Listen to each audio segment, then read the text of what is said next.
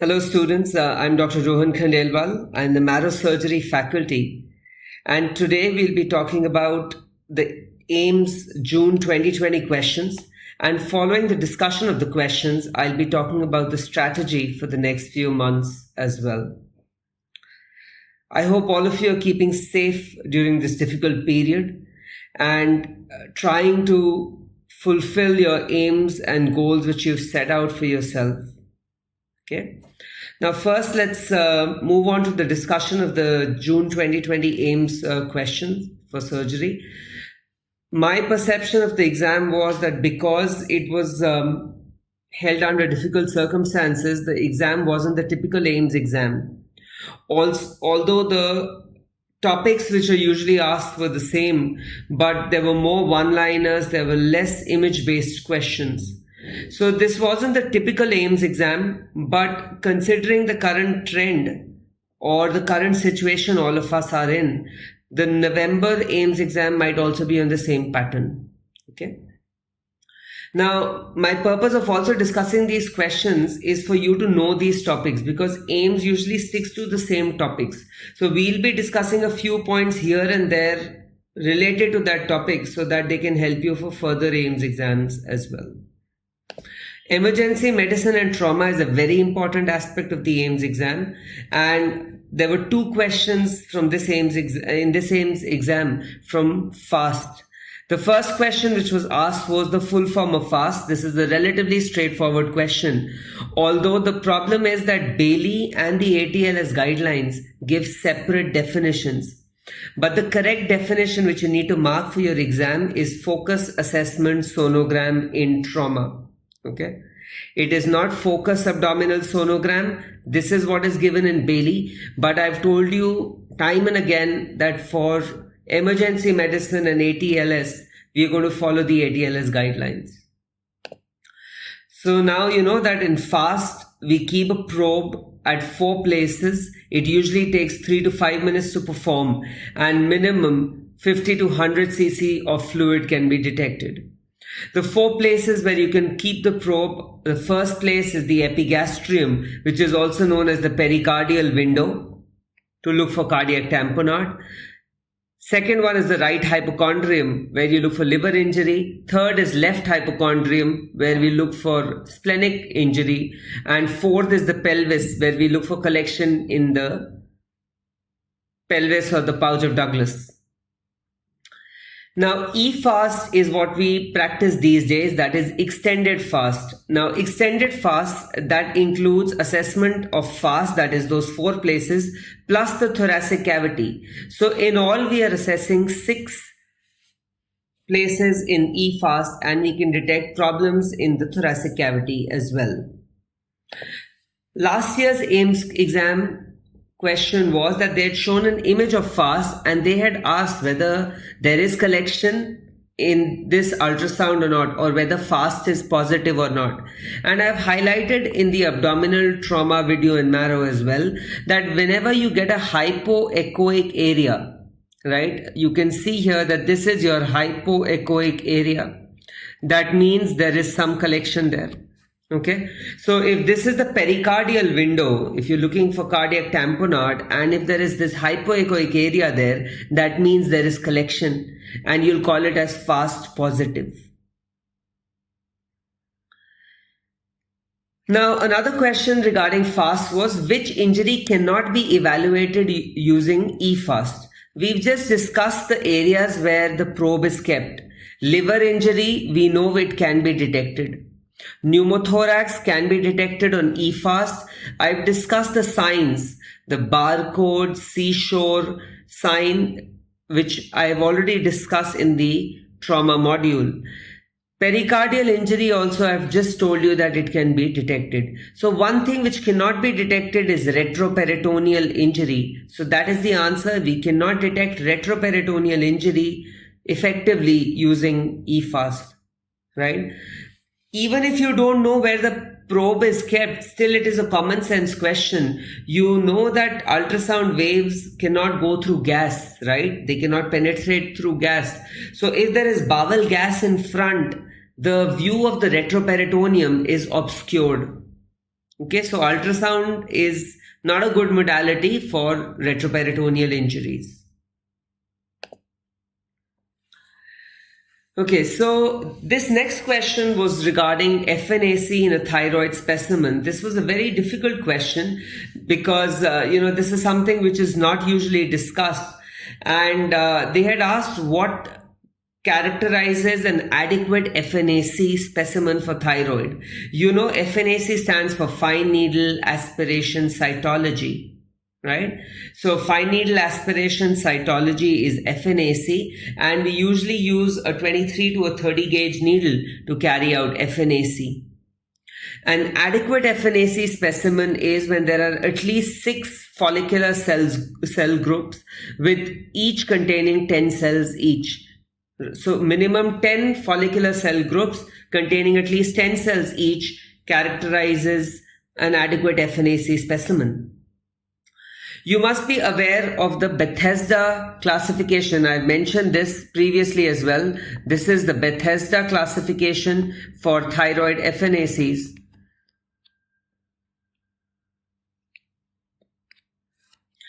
This is the Bethesda classification for thyroid FNACs, where we characterize thyroid FNACs according to Thi 1 to Thi 5. This is the classification which has been given in Bailey. I've told you previously that this is not the classical Bethesda, but it is based on the Bethesda system.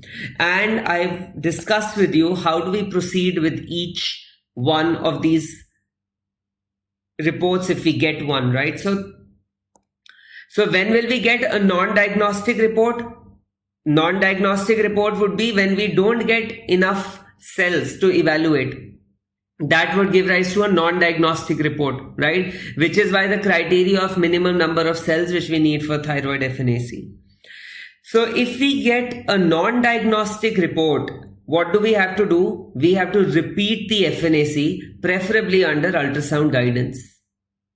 If it's Thi 2 which is non-neoplastic, then we need to follow up the patient. Thi 3 is follicular. You know that FNAC cannot differentiate between a follicular adenoma and a follicular carcinoma.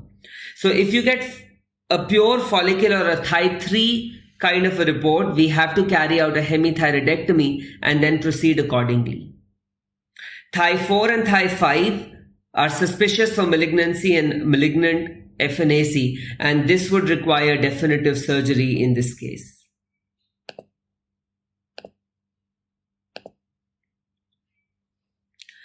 There was another question regarding trauma. The question was regarding retroperitoneal hematomas. And the question said that in retroperitoneal hematomas, which one of the following statements is true? Penetrating trauma in the pelvic region should be explored always. All zone 1 vascular injuries should be managed with embolization.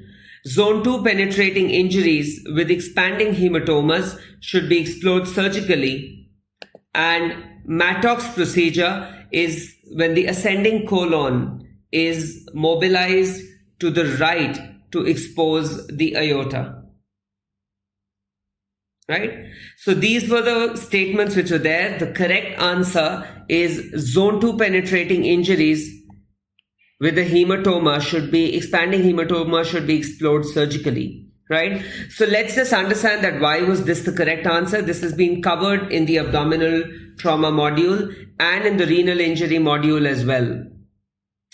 So zone 1 of retroperitoneal injury involves the major vessels. As you can see here, the IVC, the aorta, and you have the pancreas as well. Now zone 1 has the most vital structures. So maximum mortality occurs if there is a zone 1 injury.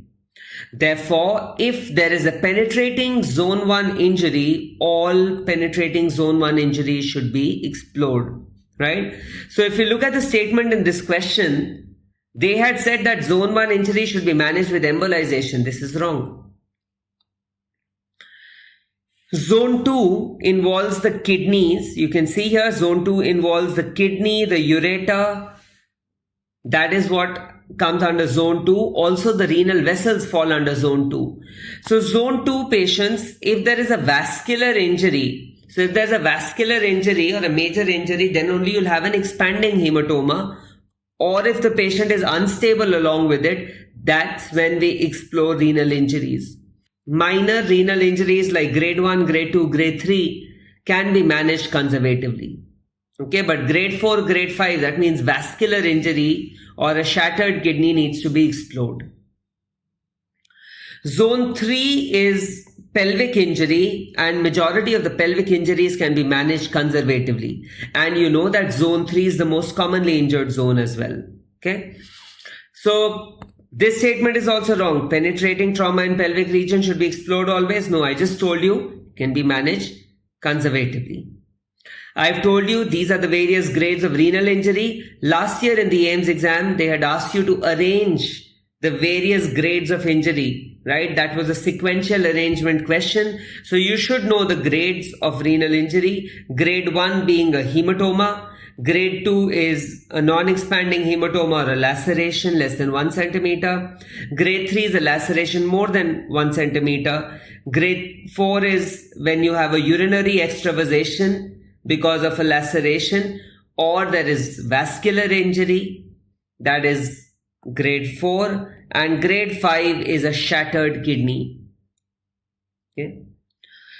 Another thing which I have discussed in the arterial surgery module, and this is extremely important for the exam, is regarding Mattox and Cattle-Brash procedure.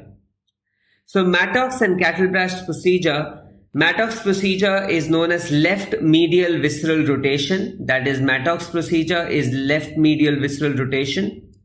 So Mattox procedure is left medial visceral rotation. That means when I mobilize the descending colon, I mobilize it medially. So mobilize the descending colon medially, that means mobilize the descending colon towards right. That is going to expose the aorta for me, and that is Mattox procedure. So this can be used to expose the aorta during trauma or even for abdominal aortic aneurysms. The opposite of this, the mirror image of this, is Cattle-Brash maneuver. Cattle-Brash maneuver is known as right medial visceral rotation. That means this is the ascending colon. The ascending colon is mobilized medially. So if you are mobilizing a structure which is present on the right medially, that means you'll have to go towards the left. And this is going to expose the IVC in case of trauma. So if we see the statement, here they say that Mattox is when the ascending colon is mobilized towards the right to expose the aorta. This is wrong, right? So I've told you about Mattox and Cattle-Brash. Mattox is when the descending colon is mobilized towards the right. Cattle-Brash is when the ascending colon is mobilized towards the left. Next question was regarding the Mel score. This has been asked previously as well, which is not included in the Mel score. You know the mnemonic for Mel, that is model for end-stage liver disease score, is CBI. So you have creatinine, bilirubin and INR. What is not included is albumin. Albumin is not included. That is the correct answer. Mel has been asked 3 or 4 times in the last few Central Institute exams. So you should know about the model for end-stage liver disease score. The mnemonic I've told you is CBI, bilirubin, INR and creatinine is included. There is also a MELD sodium score, which is the latest score, which includes the value of sodium as well. You should know the other scores for liver disease as well, like Child-Pugh score and the PELD score, that is pediatric end liver disease score. Also, you should know the parameters which are there. Calculation of the Child-Pugh score was even a question in this year's NEET exam. Now, this was a very interesting question. A lot of students got confused with this question, that a patient is receiving TPN and they've asked you to calculate the calories this patient is receiving if the patient receives 100 grams of dextrose, 30 grams of amino acids and 40 grams of lipids. Right, so you might think that why is this a surgery question? This was taught to us even in class 12, right? You were taught the caloric value of carbohydrates, fats and proteins. And this has been reinforced to us so many times in biochemistry as well. So if we just look at the simple calculation, you know that dextrose or glucose will give you 4 kilocalories per gram. amino acids or proteins also gives you approximately 4 kilocalories, and fat gives you 9 kilocalories. So in this question, 100 grams of dextrose, so 4 into 100 is 400 kilocalories. Then 30 grams of amino acids, so 4 into 30 is 120 kilocalories. And 40 grams of lipids, so 9 into 40 is 360. If you calculate this comes out to be 880, right? The source, this question was picked up from a table in Sebastin where they had just given the same thing which I've told you.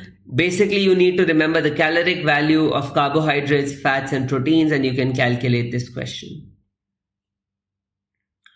The next question was also regarding emergency medicine, and for those who worked in the emergency, in the surgical emergency, can easily answer this question. You have a 65-year-old male who's come with abdominal pain of 6 hours duration. The patient has tachycardia and hypotension. The respiratory rate is also increased, and the patient is maintaining saturation on 6 liters of oxygen. When an X-ray was done, there was extraluminal air. So what does extraluminal air? This is what clinches the diagnosis, and you can easily answer the question. That means that there is a perforation in this case. Now, you know that you have to take up the patient of perforation to the theater. What they are asking is, what are you going to do before you take up the patient to the theater, right? So in this case, the patient is dehydrated, there is hypotension, patient is losing fluids. So the first thing which would be done in this patient is infusion of crystalloids before we take up the patient to the theater. You know that CT is not done in a patient where the vitals are not stable. So here the vitals are not stable. So CT we are not going to do. So the most important thing here is infusion of fluids. The next question, this also I've covered in the salivary gland modules, and I told you that these nerve injuries are a pet favorite of the AIIMS exam. They had asked last year also regarding, last year the question was that there was anesthesia after parotid surgery. Okay, and they had asked which nerve is implicated there. The answer there was greater auricular. This year they asked that a patient undergoes parotid surgery and develops lip paralysis. So which is the most common structure which is responsible for this? And the correct answer for this is the mandibular branch of the facial nerve. If you remember the module on salivary glands, I've told you about the importance of the marginal mandibular nerve. The marginal mandibular nerve is a branch of the facial nerve which supplies the lower lip.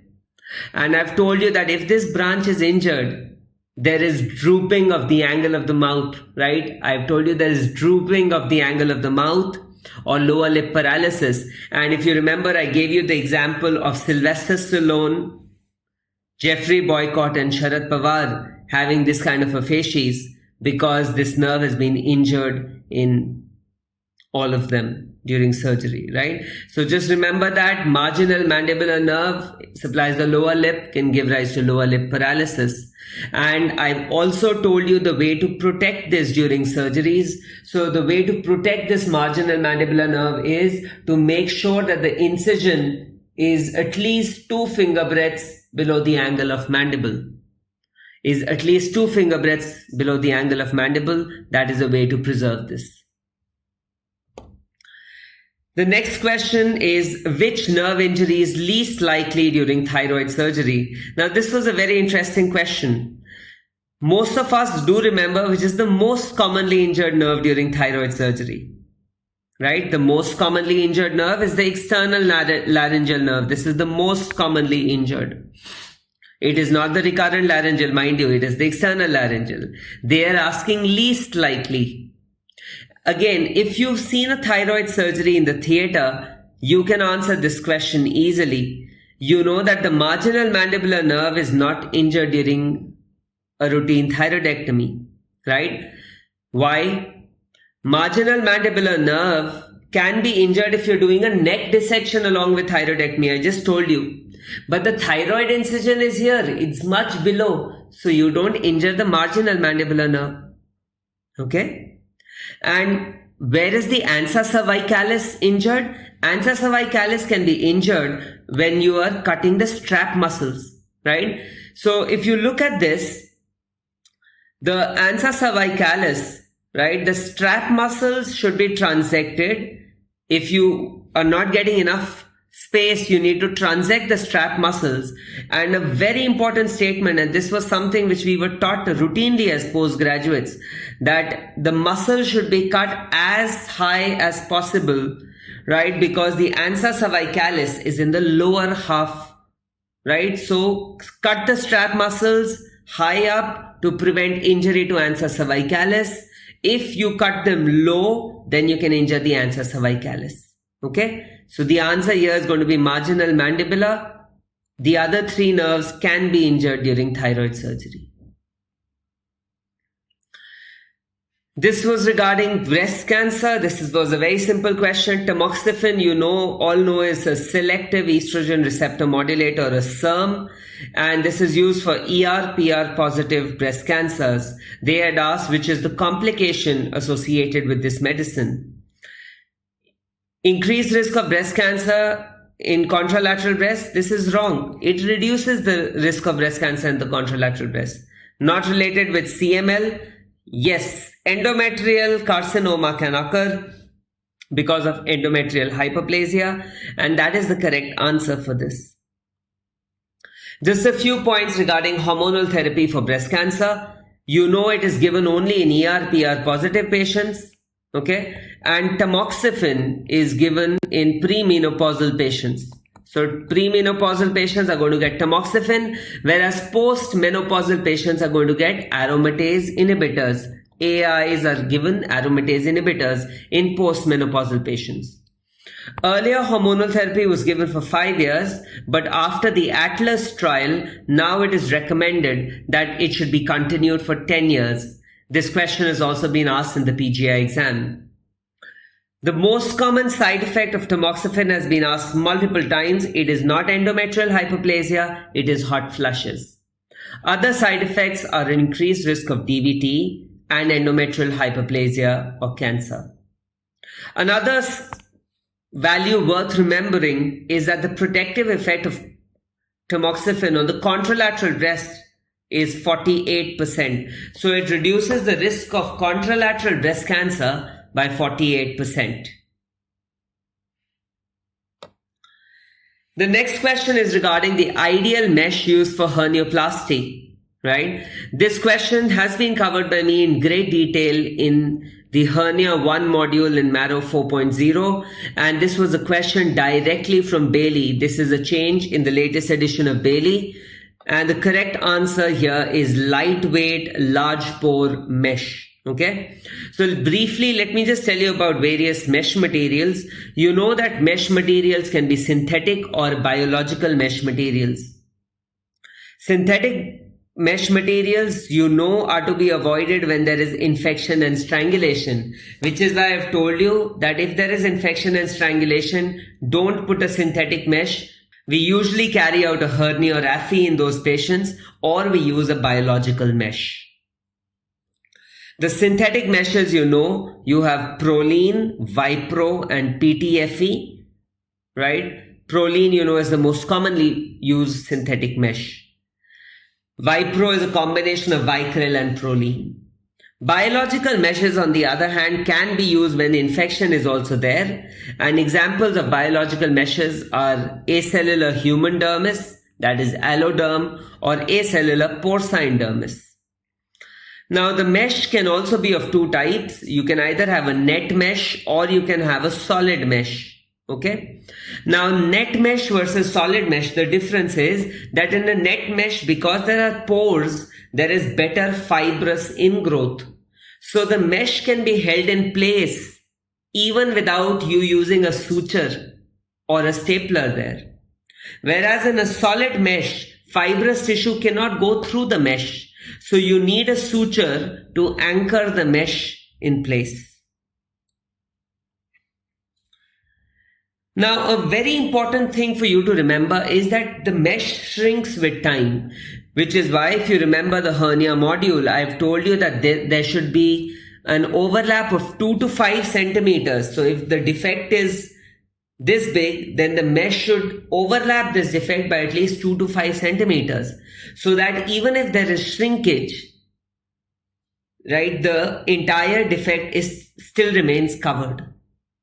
Now, low weight meshes are less than 40 grams per meter square, whereas a heavyweight mesh is more than 80 grams per meter square. And the thing which you need to remember, heavier the mesh, more the shrinkage. Right? So after listening to all the properties of mesh materials, you yourself can deduce that the best mesh material would be a low weight mesh, so that there's less shrinkage. It should have thin fibers and large pores. Why large pores? So that there is better fibrous ingrowth and better anchoring of the mesh to the tissue. So the next question was regarding burns, which is one of the pet favorite topics of the AIIMS examiners. The question was that a 25-year-old man gets burned when a stove bursts, and the burns involve his hair, his face, the neck, chest on both sides, and both the arms. What is the body surface area which is burnt in this patient? Now you know that this is based on the Wallace rule of 9, which I've told you is extremely important for the exam. And if you look at the Wallace rule of 9, head and neck forms 9% in an adult, right? So his hair, face, neck are burned, that is 9%. Both the arms, so if you look at this diagram in Sebastian, each arm is 9%, and they're saying both the arms are burned. So that's 9 plus 9, another 18. And only the chest on both the sides is burned. Again, if you look at the diagram, chest and abdomen, front and back are 18% each. But here only the chest is getting burned, so that will only be 9% front and 9% back. So this makes it a total of 45%, which is the correct answer here. This is a very important topic for the AIIMS exam. The next question was regarding ERCP. You know that ERCP is endoscopic retrograde cholangiopancreatography, right? So they had asked, it is used for all the indications except. Now in this question, you had to reach to the answer. Even if you didn't know the answer in a straightforward manner, you could even eliminate the other options and reach to the correct answer. You know that ERCP these days has more of a therapeutic role than a diagnostic role, right? So if there is recurrent pancreatitis, ERCP is the gold standard to know what is the cause of that recurrent pancreatitis, right? So in recurrent pancreatitis, it is used. In unexplained jaundice also, you'll use it to find out what is the cause of jaundice and even to put in a stent if required in that patient of jaundice. For periampullary cancers, you can take a biopsy, you can take a cytology specimen using ERCP. So even by elimination, the answer is pancreatitis without features of cholangitis or choledochal cyst.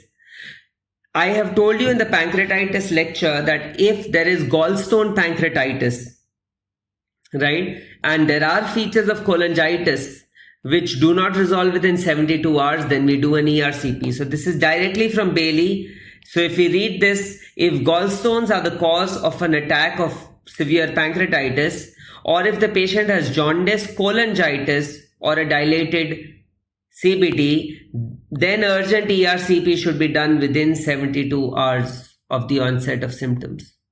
But if there is no cholangitis, there is no role of doing an ERCP in a patient with pancreatitis. So the next question was regarding a road traffic accident patient, and this patient has a pelvic fracture and is transfused blood. So blood transfusion and blood transfusion reactions, again a very, very important topic for the AIIMS exam. Now in this patient, within a few hours of transfusion, the patient develops fever, oliguria, hypotension.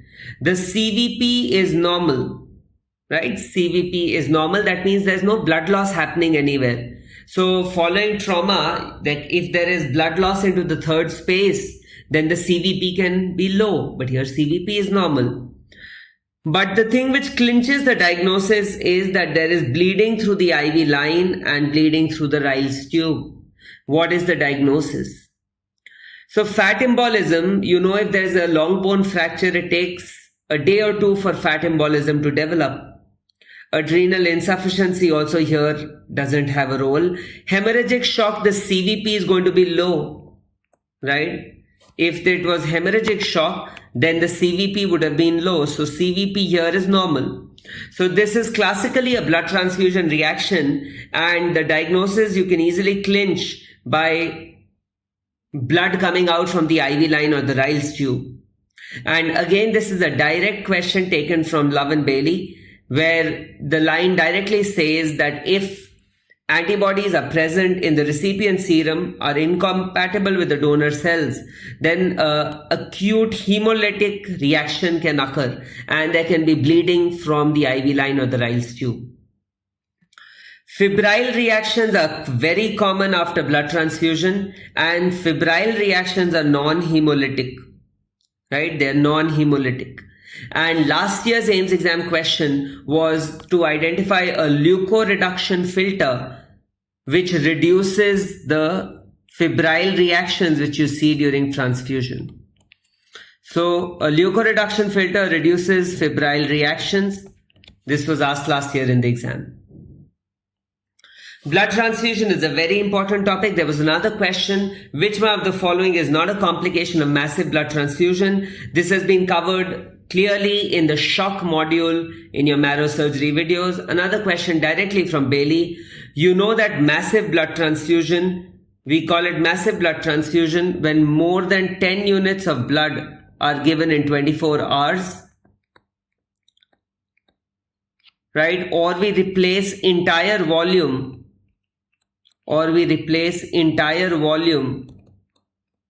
in 24 hours, or the latest is more than 4 units in 1 hour. These are the 3 definitions for massive blood transfusion, and hypercalcemia is not seen, right? You can get hyperkalemia, hypokalemia, you can get hypocalcemia because you have citrate as the anticoagulant and it chelates the calcium, and you can get coagulopathy as well. You know that coagulopathy is the most common cause of death following massive blood transfusion, which is why to reduce this coagulopathy, another question which has been asked in the AIIMS exam, the ratio of packed red blood cells to platelets to FFP, that is fresh frozen plasma, should be 1:1:1 in massive blood transfusion. And this is what reduces coagulopathy. This we've discussed in detail in the shock module. There was another question regarding abdominal pain, where the patient with recurrent abdominal pain undergoes an ultrasound and it turns out to be normal. On further evaluation, he is found to have biliary dyskinesia. Which one of the following investigations would be least useful in this patient? If you remember, biliary dyskinesia, I've discussed in the gallbladder module. Biliary dyskinesia is one of the conditions which can give rise to post-cholecystectomy syndrome. That means patient, even after cholecystectomy, keeps on complaining of recurrent abdominal pain. Right? So they are asking which investigation is least useful here. And the best part was that they had given the answer in the question itself. They themselves told you that the ultrasound was done and it turns out to be normal. But the patient has a problem, that is biliary dyskinesia. So even if you didn't have a lot of information regarding this condition, you could have just reached to the answer just by reading the question thoroughly. So the answer here was ultrasound. Okay. But just to tell you that this biliary dyskinesia can also occur due to sphincter of Oddi dysfunction. And if you talk about sphincter of Oddi dysfunction, you have the Milwaukee classification for sphincter of Oddi dysfunction. This is a direct image from Bailey. This is the Milwaukee classification. You can either have a biliary or a pancreatic type of sphincter of Oddi dysfunction, and each one is of 3 types. Again, the questions which you should know directly from Bailey, that type 1 is due to fixed stenosis, and these type 1 diseases respond best to therapy. Okay.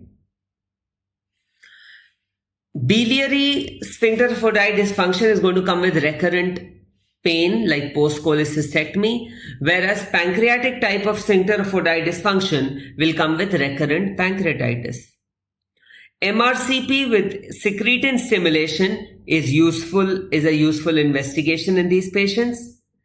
HIDA scan, right, would show delayed biliary transit, so that is also useful. But the gold standard is ERCP with manometry. That is what is going to tell us the pressure. So gold standard is ERCP with manometry. These are the questions which are important regarding sphincter of Oddi dysfunction. So if you look at the options, ERCP is important, HIDA is important, post-surgery follow-up is important to find out if recurrent pain is really happening or not. So here what is not useful is an ultrasound. This was another question which has been covered in the marrow surgery modules as well. A patient is diagnosed with carcinoma colon, and they are asking what is the sequence of mutations which occur, and the correct answer is APC, KRAS and P53, and this is based on the adenoma carcinoma sequence which has been covered in the colorectal carcinoma module.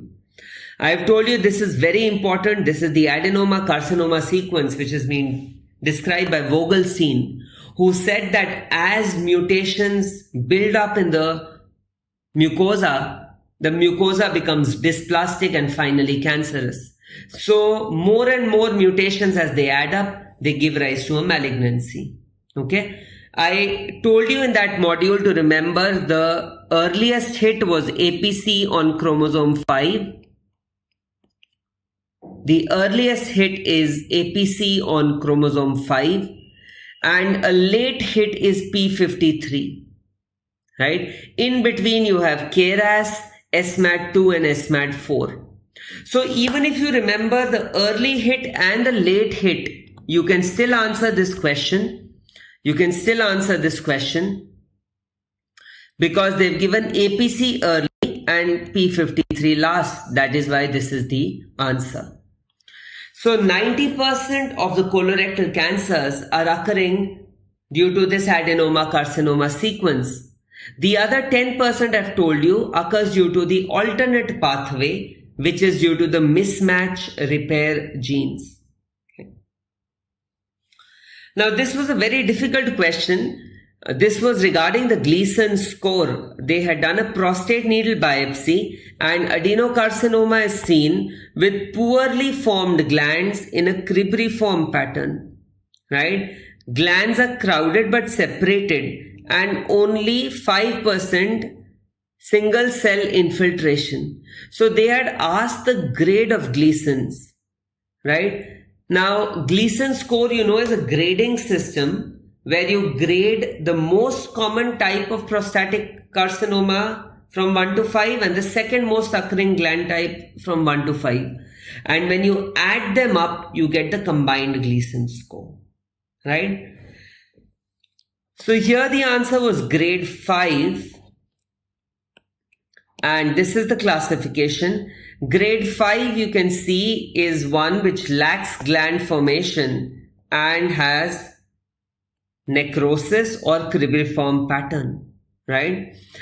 I've told you in the prostate module, the latest grouping is that if the Gleason's is 6 or less, it is now known as group 1. 3 plus 4, which is equal to 7, is group 2. Again 4 plus 3, which is 7, is group 3. But I've told you why is group 2 why does group 2 have a better prognosis than group 3? Because you can see it is 3 plus 4. That means the most commonly occurring gland type is better differentiated. It is given a score of 3. Whereas in group 3, The most commonly occurring gland type is given a score of 4. That means it's poorly differentiated. So which is why 3 plus 4 is better than 4 plus 3. Grade group 4 is Gleason's of 8 and grade group 5 is Gleason's of 9 or 10. So this was a difficult question in this year's exam, but now that it has been asked, you should remember it for future exams as well. Another question was regarding transplant surgery. So you had a 38-year-old brain-dead lady who had signed up to be an organ donor earlier, and once she became brain dead, her family also gave the consent for the same. Now, which one will be the ideal recipient from this patient? Okay, so this is again, we have to reach to the answer by elimination. 70-year-old lady with chronic renal failure on dialysis, not the best candidate. You know that above 65 years, we usually avoid this, right? So not the best candidate. You might as well give it to somebody who has a better chance of long-term survival. 50-year-old alcoholic with liver cirrhosis, right? So alcoholic patients are not given transplants, right? That is very clear. Only if the patient has given up addictions like alcohol, then only after a few years you consider them, but not a patient who is an alcoholic. A 14-year-old boy, young patient, good candidate, but unfortunately has multi-organ failure. And the patient is more likely to die of other organ failures, and this transplant is going to go waste. So the best candidate is a 35-year-old female with renal failure. The last question which was asked in the surgery portion of this AIIMS exam was also a straightforward question. They had asked the features of large bowel obstruction. Which one of the following is a feature of large bowel obstruction? As undergraduates and interns, we've seen these x-rays umpteen number of times, and it is very easy to come to the answer that a dilated large bowel loop with hostrations, if it is present, that denotes large bowel obstruction, right? You know that the initial investigation for bowel obstruction is X-ray abdomen, erect and supine. That is the initial investigation. And when we do an erect X-ray, you know that you are going to see the air fluid levels. As you can see in this X-ray, more than 3 air fluid levels are suggestive of obstruction. But to know the site of obstruction, we need a supine film. And in a supine film, the jejunum, you know, has a feathery appearance, and it has complete volvulae, right? You can see in this image that there are complete volvulae going from one wall to the other. Large bowel is usually in the periphery of the film, and you can see here that large bowel will have incomplete hostrations. They don't reach the other wall. And if the large bowel loops are dilated, it is invariably clear. So look, you can see that large bowel is dilated here. So that means there has to be an obstruction distal to it, which is why the proximal large bowel is dilated. Right? So if the large bowel loops are dilated, that denotes large bowel obstruction. So these were the various questions which are asked in the AIIMS exam this year. I personally feel that barring 3 or 4 questions which were difficult, extremely difficult, rest of the questions were either application based or direct questions which, you know, have been covered in various modules.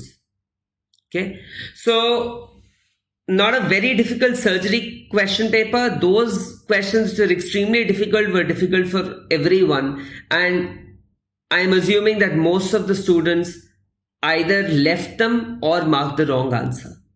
Okay. Now, having completed the questions, the next few months, if you haven't got your desired rank in the Central Institute exams, what should you do in the next few months? Number one, if you haven't made a plan till now, please do so as soon as possible, right? Because you're really missing out on something if you haven't made a plan. If you already have a plan, it is time to reassess your existing plan and see what changes you need to bring about after the Central Institute exams, right? Reassess your strong and weak subjects and then devote proportional amount of time to those subjects accordingly. Your aim should be to finish your first reading along with Q bank, and you must have heard a lot of interviews by toppers, and all of them have re-emphasized the importance of doing the Q bank. So aim to finish your first reading and Q bank by August. Spaced revision. This I've covered in one of the Marrow live sessions. It's there on YouTube. The session is named as Getting Back on Track, and it is very important now to get back on track. You can see the concept of spaced repetition or spaced revision in that YouTube session. It is around the 20-minute mark. It would be useful for your future preparation. Surgery per se, I've time and again said that only 14 to 15 days overall are required. Your first reading with videos should take 7 to 8 days. Q-bank 3 to 4 days maximum. Your second revision, which would be after some time, would be a second revision of notes, bookmarked MCQs and pearls, will take 2 to 3 days. So 2 more revisions from now onwards will take you not more than 14 to 15 days, and that would cover up at least 20 to 30 questions of your exam. Right? Before I end, I would just like to tell you that there would be obstacles, there would be people who would doubt whether you will be able to achieve your goals or not. Sometimes you might have doubts on yourself.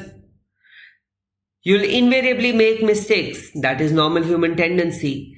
But the key is that with hard work and proper planning, there are no limits and you can achieve your goal easily. Right? These were the words of Michael Phelps, who's probably one of the greatest swimmers of our time. Right? So if you are well planned, well prepared, and if your planning is good, and if you're willing to put in hard work, you can achieve all your goals. So make the next few months count and achieve all your dreams and goals. All the best. Thank you.